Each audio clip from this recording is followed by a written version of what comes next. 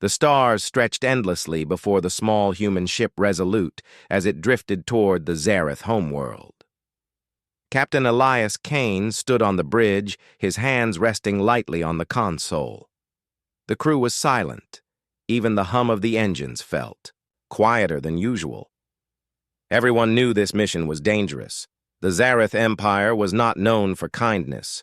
It was known for power, conquest, and a history of crushing anyone who defied it. Their fleets could darken skies, their warriors could shatter armies, and their king, the alien king, was feared on 100 worlds. When the message came, no one believed it at first. A formal invitation, sealed with the king's royal crest, requesting the presence of Captain Kane himself. No reason was given.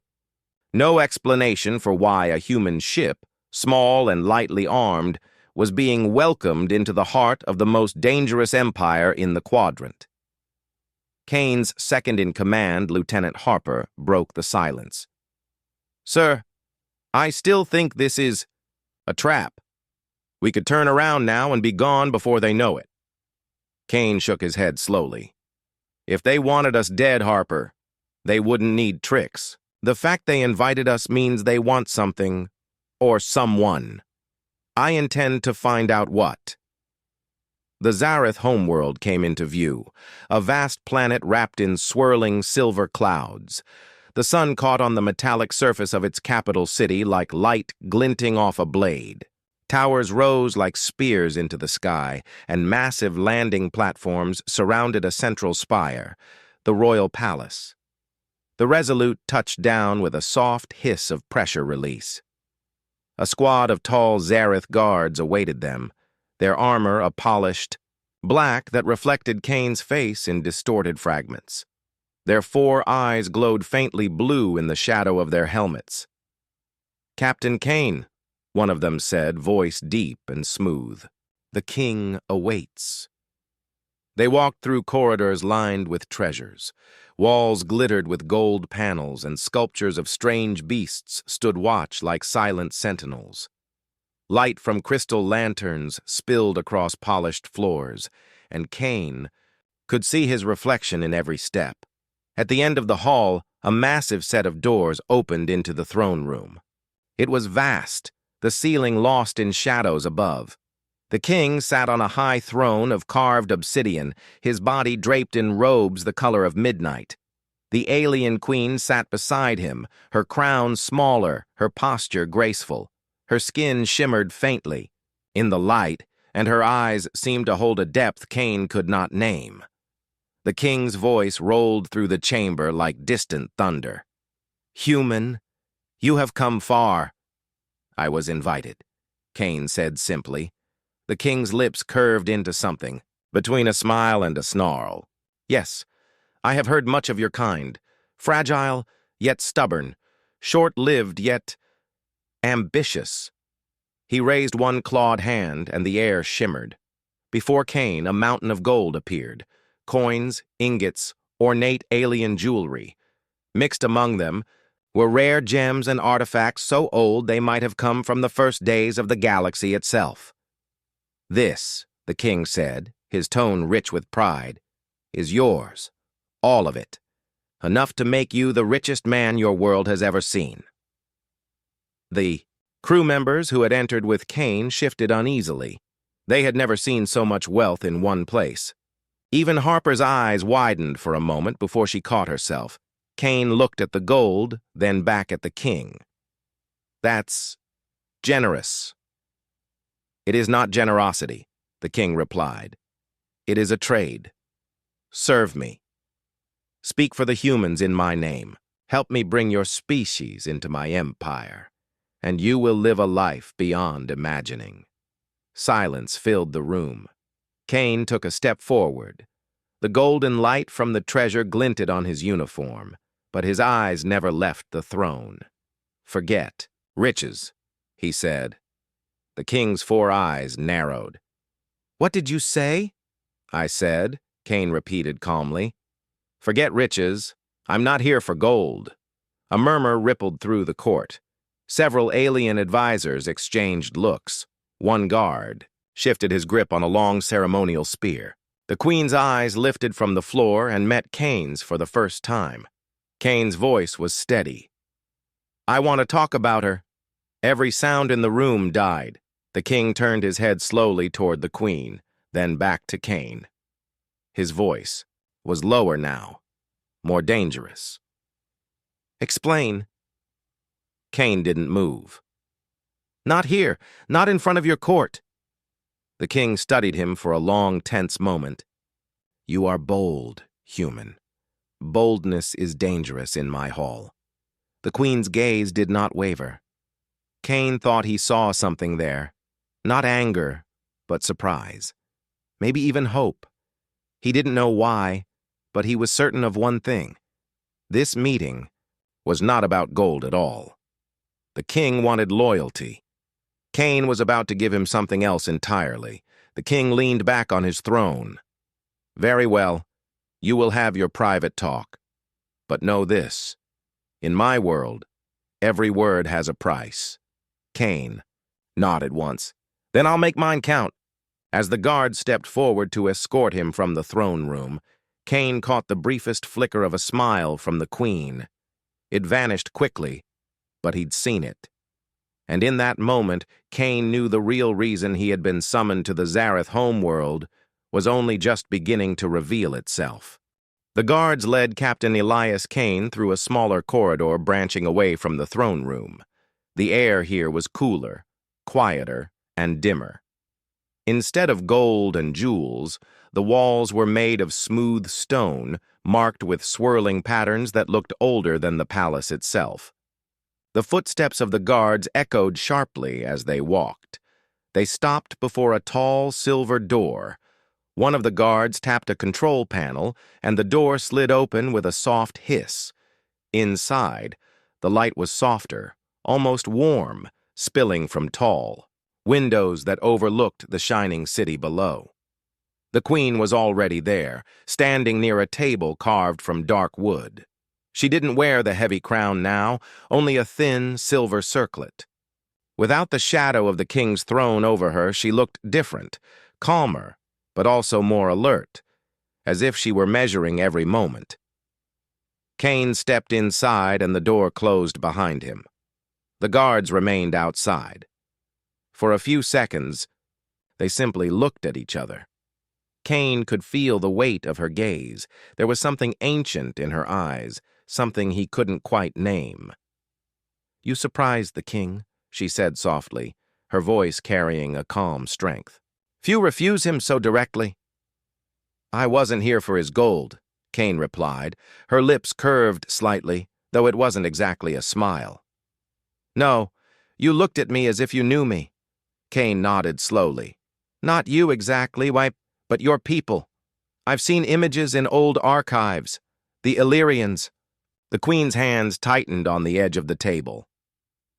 "You know that name?" "I studied alien histories when I was younger," Kane said. "Most records say the Illyrians were wiped out centuries ago, a peaceful civilization, destroyed, when they refused to fight in the Great War." She turned away for a moment, looking out the window at the city. "That is the story they tell. And yes, my people are gone. I am the last." Kane stepped closer. "The king took you." Her voice didn't change, but there was a faint tension in her shoulders. "I was given to him as part of a treaty, a prize, a symbol of peace, he called it. But in truth, it was a warning to every other world that even the Illyrians could be bent to his will." Kane thought of the king's treasure hall, the way he displayed wealth to prove his power. The queen was just another treasure to him, but far more valuable than gold. "Why tell me this?" Kane asked. "Because," she said, turning back to face him, "you refused his offer. You did not come here to be owned. That makes you dangerous, and perhaps trustworthy." Kane studied her for a moment. "You want to be free." Her eyes met his without hesitation. "Yes.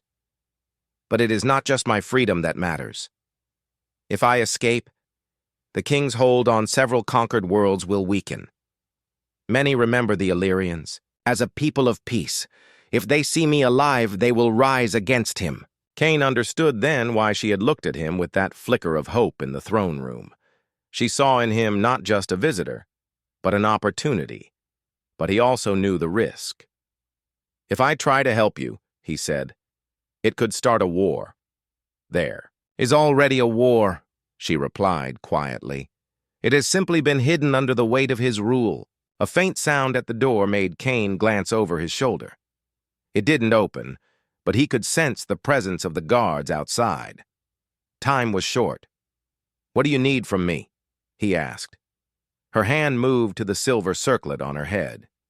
She pressed a small panel on the inside, and a thin crystal shard slid out, no bigger than Cain's finger. She held it out to him. "This is an Illyrian data crystal," she said. "It contains records of the king's campaigns, proof of the atrocities he has tried to erase from history. It also contains my genetic signature, evidence that I am Illyrian. If this reaches the right systems, it will ignite rebellion." Cain took the crystal carefully. Its surface was cool, almost alive with faint light. "How do I get you out?" he asked. Her voice lowered to almost a whisper. "The king will test you.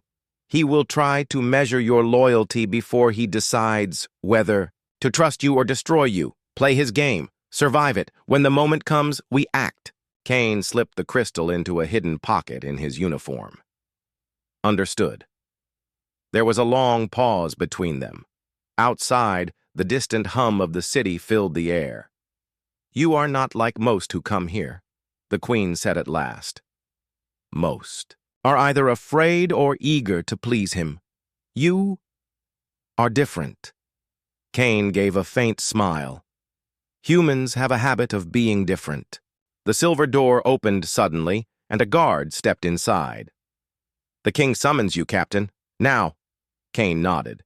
"Tell him I'm on my way." As he turned to leave, the queen's gaze met his one last time. There was no smile now, only a steady determination. Cain understood what it meant. The next time they saw each other, everything could be decided. He stepped into the hallway, the door closing behind him. The guards flanked him once more, their heavy boots striking the floor in perfect rhythm. Somewhere ahead, the alien king waited, ready to play whatever game he had in mind. Cain straightened his shoulders. Whatever test was coming, he would be ready. The guards led Captain Elias Cain back toward the throne room, but instead of going through the grand golden doors, they turned down another wide corridor. The air here smelled faintly of metal and heat, like machinery working deep below. They stopped at a smaller door inlaid with black stone patterns. Inside was a circular chamber lit by hanging globes of pale blue light. In the center was a low table set with 2 cups and a clear liquid that shimmered faintly. The alien king sat on one side, his tall frame bent slightly forward, his 4 eyes fixed on Cain. "Sit, human," the king said. His voice was calm, but there was a weight in it, as if every word carried an unspoken threat. Cain sat across from him. The table was wide, but he felt the king's presence pressing in like a storm. "You spoke boldly before my court," the king continued. "Few have the courage to speak of my queen so directly. Explain yourself." Cain kept his voice steady. "She is not Zareth. Her features, her eyes. I've read enough history to recognize Illyrian heritage when I see it." The king's expression didn't change. "The Illyrians are gone. Except for her," Cain replied. A long silence followed. The king's clawed hand rested on the table, the sharp tips of his fingers clicking softly against the surface. "You think you are clever," the king said at last. "Perhaps you are, but cleverness is dangerous. Many who think themselves wise die before they understand their mistake." Cain didn't look away. "And yet, you brought me here?" The king leaned back slightly, studying him. I brought you here because humans are unpredictable. You are a young race, but you adapt quickly. You survive where others would perish. I wished to see for myself if the stories were true."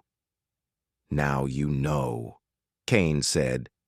The king's lips curved faintly. "Now I know you are stubborn, but stubbornness alone is not enough to survive in my world." He poured the shimmering liquid into the 2 cups and pushed one toward Cain. "Drink." Cain picked up the cup. The liquid smelled faintly of something sweet but unfamiliar. He didn't hesitate. He drank it in one swallow. It burned slightly going down, but he kept his expression neutral. The king nodded slowly. "Good. You do not flinch. That is interesting." Cain set the cup down. "What do you want from me?" "I want to know," the king said, "whether you can be of use to me. Whether a human can understand power, real power. I could make you rich. I could make you feared, but I must be certain you will not turn against me." "And how will you be certain?" Cain asked. The king's eyes narrowed. "I will test you." Before Cain could reply, the king's gaze sharpened. "The queen has spoken to you." Cain didn't move. "She has. She told you her story." "Yes." The king leaned forward, his voice lower. "Then understand this. She is my wife by law and by conquest. Whatever she once was, she is Zareth now. She remains at my side because she chooses to. Do not mistake her politeness for weakness." Cain held his gaze. "And what if she chooses differently?" The king's claws clicked against the table. Again, sharper this time. "Then she will learn the cost of disobedience." The air between them felt heavy. Cain knew the king was watching every flicker of his expression, every breath. Finally, the king stood. "You will remain in my palace for 3 days. During that time, you will dine with my court, walk among my people, and see the strength of my empire. If at the end of those days I believe you are loyal, I will give you more than gold." "And if you decide I'm not loyal?" Cain asked. The king's smile was cold. "Then your crew will take your body back to Earth, if I allow them to leave at all." With that, the king turned and left the chamber, his robes whispering against the floor. The guards reappeared, silent as shadows, and led Cain away. Back in his assigned quarters, Cain paced the room. The walls were smooth and bare, with a single window looking out over the alien city. Far below, he could see the movement of people. Zareth citizens walking under glowing streetlights, transports gliding between towers. The city seemed calm, almost peaceful, but Cain knew that peace was built on fear. A soft sound drew his attention. The window shimmered briefly, and then a faint blue outline appeared on the glass. The queen's reflection. She wasn't really there, but speaking through a holographic projection. "You met with him," she said quietly. "Yes," Cain replied. "He says he'll test me. 3 days." Her voice was calm, but her eyes were sharp. "Then you must survive those days. He will try to make you bend. If you bend, you're his. If you break, you're dead." "I've handled worse," Cain said, though he wasn't entirely sure that was true. She tilted her head. "Humans? You always say things like that. It's why he fears you." Cain frowned. "Fears me?" "Not you alone," she said. "Your kind. The Zareth conquer worlds by understanding their people. They know how to predict what others will do. But humans, you are unpredictable. That makes you dangerous." Cain thought of the data crystal hidden in his uniform. "I have the crystal. When the time comes, I'll get it out of here." "You'll need more than courage for that," she warned. "You'll need allies, even here, in the heart of his palace." Cain looked out at the city again, his mind already turning over possibilities. 3 days. That wasn't much time to win allies, outwit a king, and free a queen. But humans had made do with less. The holographic image faded. leaving only the empty window. Kane stood there for a long moment, the lights of the alien city flickering in his eyes. He wasn't here for gold. He wasn't here for glory. He was here because somewhere in this towering palace, the last Illyrian was waiting for a chance at freedom, and he intended to give it to her. No matter what the king's tests were, Kane would be ready. The next morning, Captain Elias Kane woke to the sound of a soft chime in his quarters. The silver door slid open, and a Zareth attendant entered, carrying a folded set of dark robes. "The king invites you to walk among the court today," the attendant said in a formal tone. "You will wear these." Kane accepted the robes. They were light, smooth to the touch, but cut in a style meant to display wealth without being overly ornate. The king, Kane realized, wanted him to look like someone under royal favor. 2 guards escorted him through the palace. This time, they did not take him toward the throne room. Instead, they entered a grand hall filled with long tables, golden banners, and alien courtiers in fine robes. The air smelled faintly of spices and something sweet. The king sat at the far end, speaking with a tall alien in silver armor. When his eyes found Kane, he lifted one hand in a casual wave. "Captain Kane," the king called, his voice echoing over the low hum of conversation. "Come, meet my court." Kane walked forward, keeping his stride steady. The courtiers watched him closely, some with curiosity, others with open suspicion. He could feel the weight of their stares. The king gestured toward the silver-armored alien beside him. "This is General Veyron. He commands my fleets in the outer sectors. You would do well to listen to him." Veyron studied Kane with cold, calculating eyes. "The human who refused gold," he said. "Interesting choice." "Gold doesn't last forever," Kane replied. "Reputation does." The general's mouth twitched, not quite a smile, but something close. Kane stored that reaction away in his mind.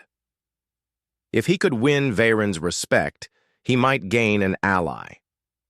Throughout the day, Kane moved among the courtiers, speaking in careful, measured words. He asked questions about the city, the palace, the king's achievements, but also about the struggles in the outer worlds. Some were quick to praise the king. Others hesitated, their answers short. Those hesitations told Kane more than the words did.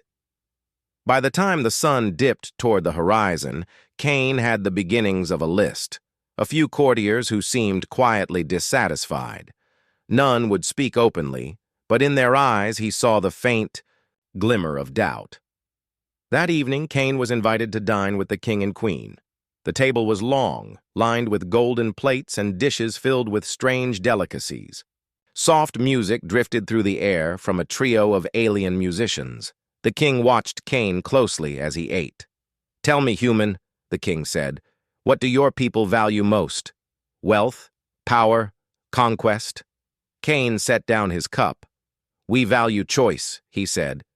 "The freedom to decide our own path, even if it's the harder one." Some of the courtiers exchanged glances. The king's smile thinned. "Freedom is an illusion, Captain. Every being serves someone. Even kings serve the needs of their empires." "And yet," Kane replied evenly, "sometimes those needs change. Sometimes the people decide the empire must serve them instead." A ripple of silence spread through the table. The king's eyes narrowed, but he did not respond immediately.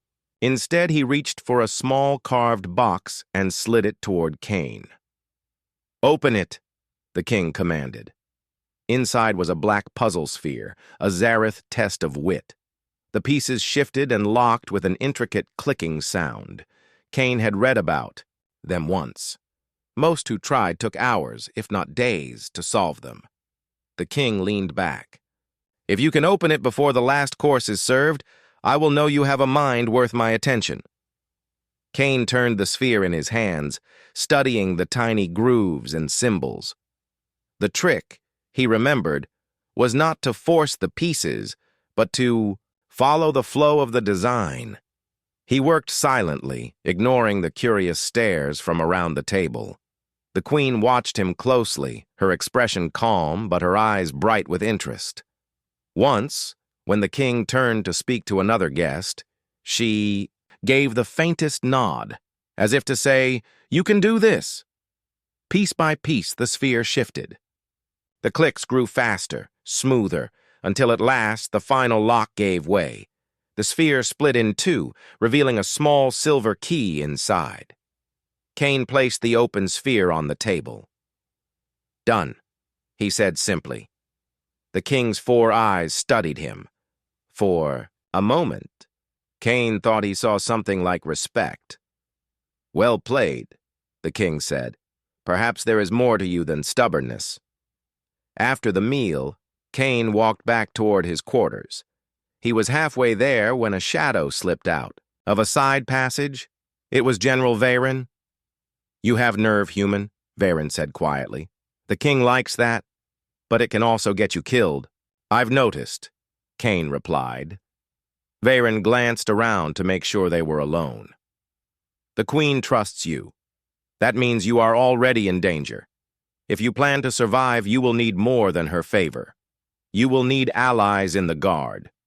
"And your offering?" Kane asked. "Not yet," Varen said. "But I will watch you. If you prove you can hurt the king without destroying the empire, then maybe we talk again." With that, the general disappeared back into the shadows, leaving Kane alone in the hallway. Back in his quarters, Kane stood by the window, looking out over the city's nightlights. He thought about the queen's data crystal in his uniform, Pocket, about the courtiers who hesitated before praising the king, and about Varen's warning. The king's test wasn't just about loyalty. It was a game of shadows, one where every word, every gesture could shift the balance of power.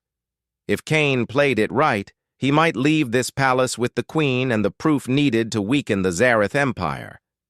If he played it wrong, the stars outside might be the last thing he ever saw. The palace buzzed with excitement. Outside, the sky shimmered with thousands of lights as the Zareth celebrated the king's latest conquest. Inside, banners of gold and silver hung from the ceilings, and the air was rich with the scent of exotic spices and roasting alien meats. The entire court had gathered for a grand feast, the largest Kane had ever seen.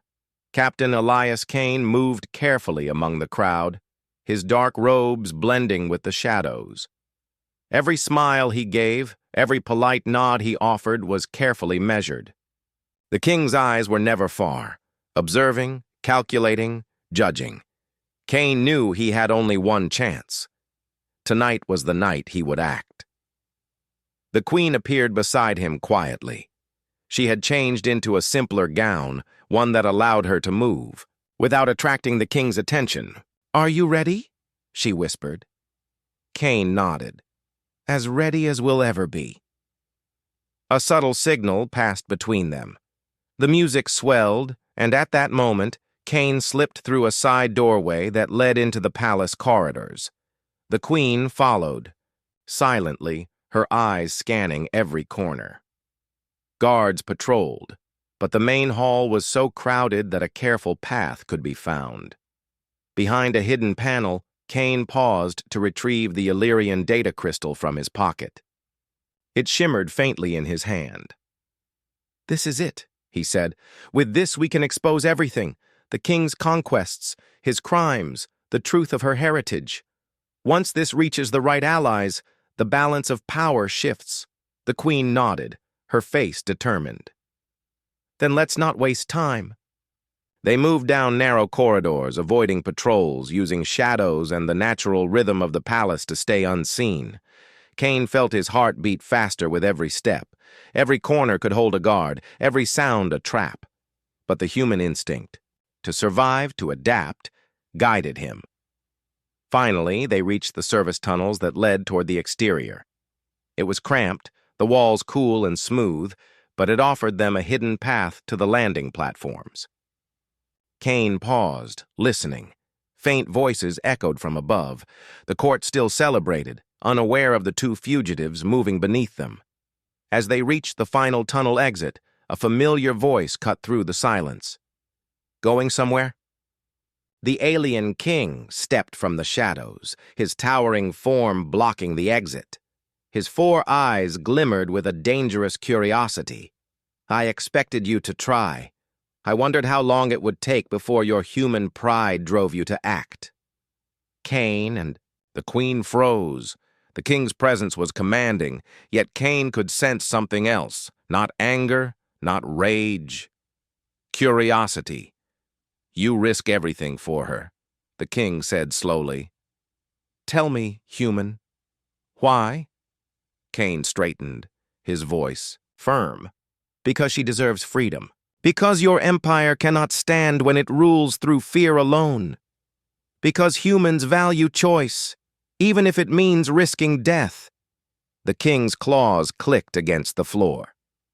"Bold words, and yet you are correct. I am curious why a species so fragile would act with such defiance." Before Cain could reply, a group of palace guards appeared, surrounding them. Cain realized that escape by force was no longer an option. But then, unexpectedly, one of the king's generals stepped forward, General Varen. His armor gleamed faintly in the dim light. "You will not harm them," Varen said, his voice steady but commanding. He turned to the other guards. "Return to your posts. This is no longer your concern." The guards hesitated, then obeyed. Cain's eyes widened in surprise. Varen had chosen to act. A human's courage had inspired a Zareth officer to defy the king. Cain and the queen stepped past the general toward the exit. The tunnels led them to the landing platform where Cain's small ship waited, engines humming quietly. The platform lights flickered, casting long shadows across the polished surface. The king's voice echoed behind them. "Go, then. But remember, human, your actions tonight will change everything. Not just for you, but for the entire galaxy." Cain did not look back.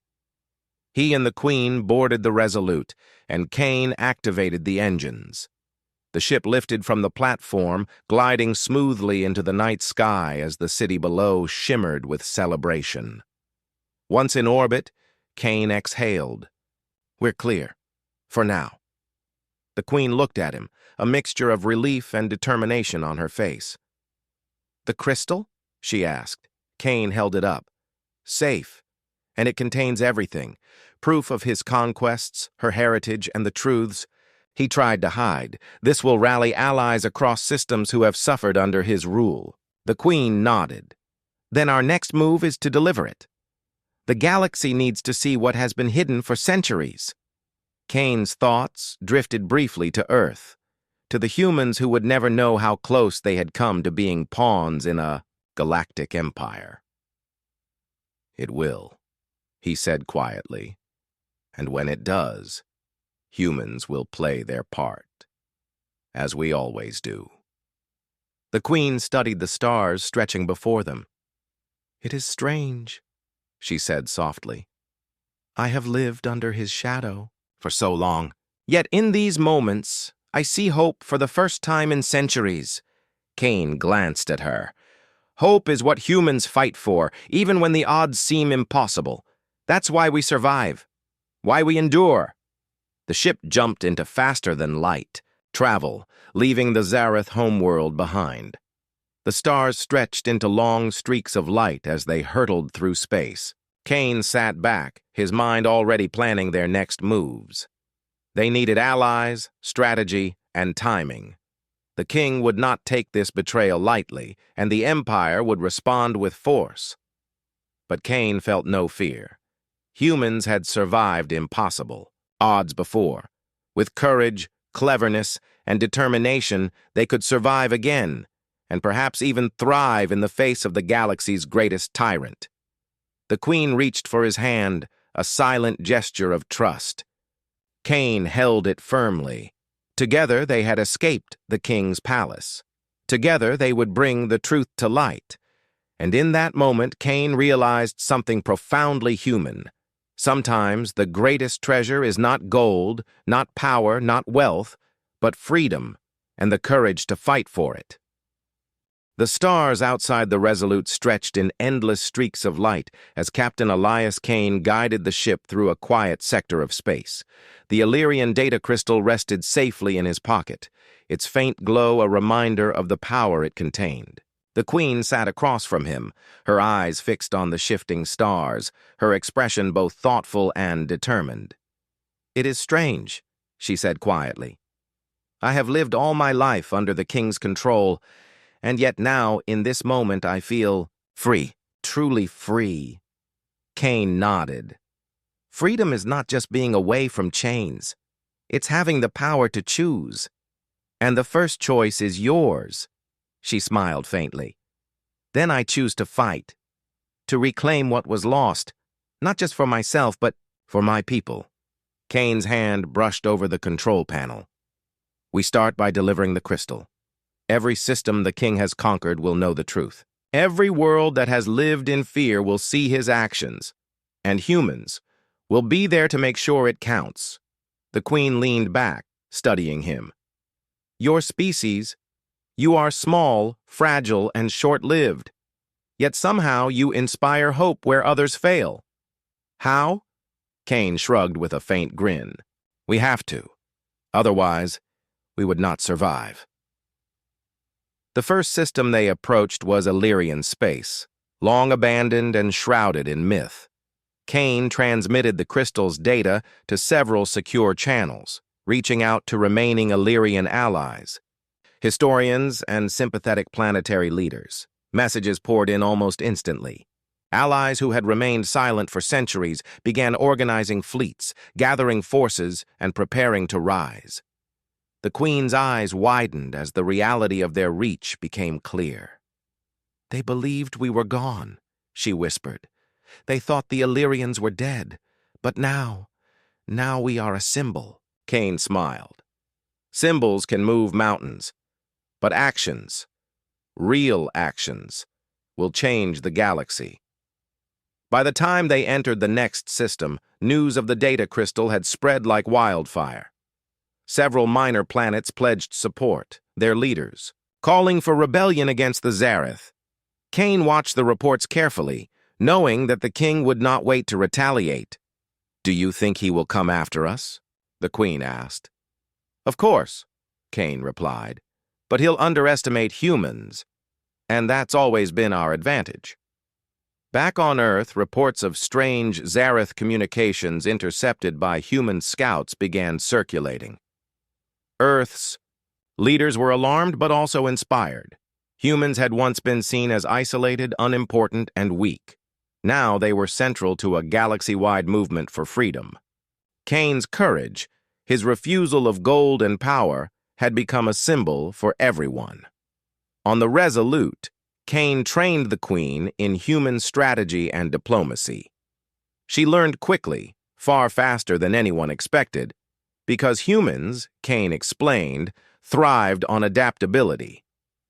Together, they developed plans to unify the systems rebelling against the King, carefully avoiding direct confrontation until their forces were ready. The Queen's confidence grew each day. No longer the silent prize in a palace of gold, she now became a leader in her own right. Her voice rallied former allies, her decisions guided fleets, and her courage inspired even those who had lived in fear for decades. Cain watched, silently proud. Weeks passed, and the coalition of planets had grown stronger. The Zareth Empire, now aware of the human and Illyrian actions, began to shift its strategy. The King sent envoys, threats, and fleets, but Cain and the Queen were always one step ahead. Every time the King thought he could strike, human ingenuity and Illyrian wisdom anticipated his moves. At the center of it all, Cain realized the true power of humanity.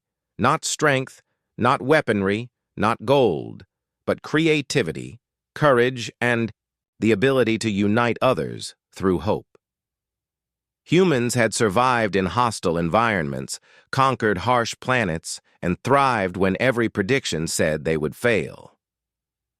"Your species," the Queen said one evening as they navigated a dense asteroid field, "does things no one expects. You fight not for glory, but for what is right. That is why you inspire loyalty, even in a galaxy that has forgotten hope." Kane chuckled softly. "We have to.